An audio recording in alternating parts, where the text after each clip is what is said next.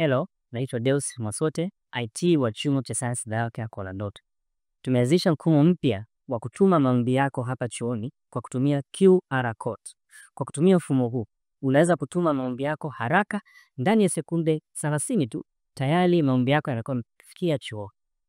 Ni rahisi na ni mfumo mzuri sana.